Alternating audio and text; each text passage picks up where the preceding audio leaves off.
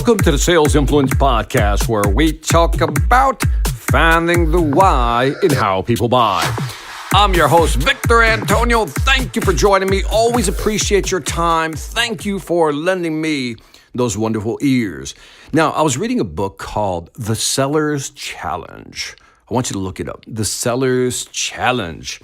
Now, in this book, there's this chapter, small section rather, that talks about, basically leveling up your questions. And they had this great example of really leveling up a good question. Again, something, I knew intuitively, but they seem to articulate in a very cool way. And so I'm going to use their example. Again, the book, The Seller's Challenge. Now, here, for example, is a good question you would ask. Let's say you're in a B2B sales scenario. You're trying to find out who the decision maker is. The good question you might ask, let's call that level one. The good question you might ask is, are you the person who will approve the purchase? Are you the person who will approve this purchase? Right? Straightforward question. That's a good, solid question. But now, let's go ahead and level that up one, and let's go from good to better. Let's go to level two. Again, same question, but leveled up. Who besides you is involved in the final improvement process? Who besides you is involved in the decision-making process? Who besides you is involved in the final approval? Now, you see how that differs already? The first one was, are you the person who's going to make the final decision? The second level-up question is, who besides you is involved in the final approval? In other words, how many more people are involved? Who else is involved? Great question, great question. Now, let's level it up one more, like kind of put some more muscle behind it. We're going to go from good to better. Now we're going to best. Level 3. Would you please walk me through the process to gain approval for this purchase order? Oh, listen to that. Would you please walk me through the process to gain approval for a purchase order? Now, let's walk through all levels of these questions to kind of understand what's going on here. The first one was, are you the person who approves this purchase? Now, the person can say yes or no, right? And if they do say no, they can tell you about other people. So again, that's just a simple, straightforward question. Are you the person? Now, obviously, if this is a B2C scenario, the person is probably either that person or the person's spouse. But in a B2B situation scenario, it's a little more complex. On average, you can have 6 up to 9 people involved in a decision-making process. So to ask somebody, are you the person who does the final approval, might not really give you the answer you want. Then the next level up question was, who besides you is involved in the final approval? Now you're going to get some names. So now you're going to get more names. So instead of getting just a yes or a no, now you're asking for, second level, more names. Who else besides you is involved in the decision-making process?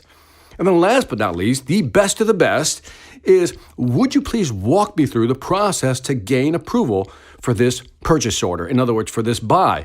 Now, the reason I love that question even more is because beyond just who's involved, now the person is going to walk you through the process. Because maybe walking through the process, you're going to gain insight into, one, how many steps there are besides people. Also, how long does the process usually take?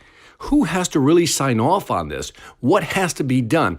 If I'm selling to a company and I know they have a lengthy approval process, I can now manage my boss's expectations. Instead of saying, hey, it's going to close in 2 months, he goes, knowing their process the way I do, based on the conversations we had, we're looking at 3 to 6 months. So I can manage expectations. So by asking this level up question, you get more information. Now, why is this important for you to think about?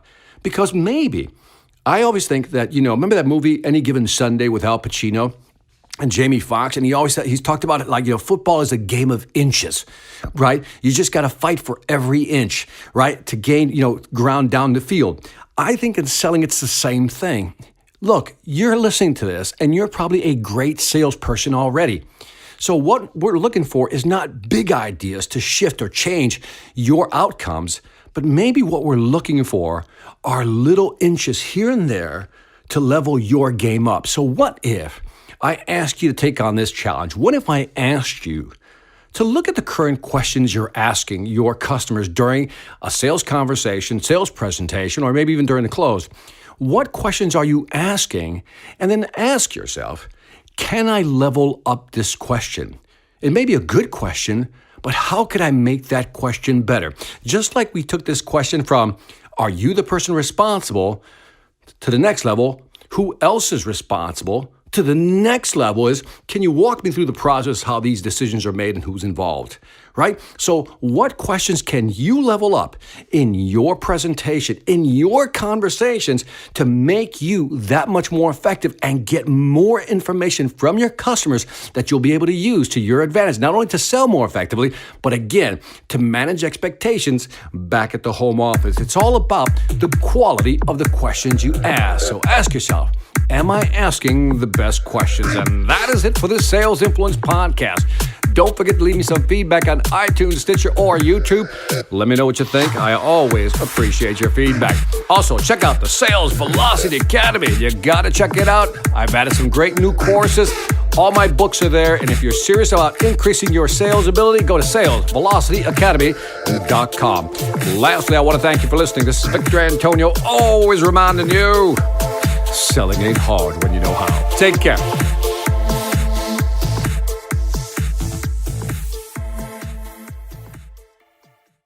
Hi, I'm Victor Antonio. I'm an author, sales trainer, and keynote speaker. I'm often asked, what makes a great speaker? Is it someone who delivers real content that the audience can use? Is it someone who engages the audience so they're part of the learning experience? Or is it someone who can motivate an audience to push them beyond their comfort zone and discover new abilities? The answer is yes. But the most important thing to remember is that I'm not there to look good. I'm there to make my client look good. Simply put, it's never about me, and it's always about them.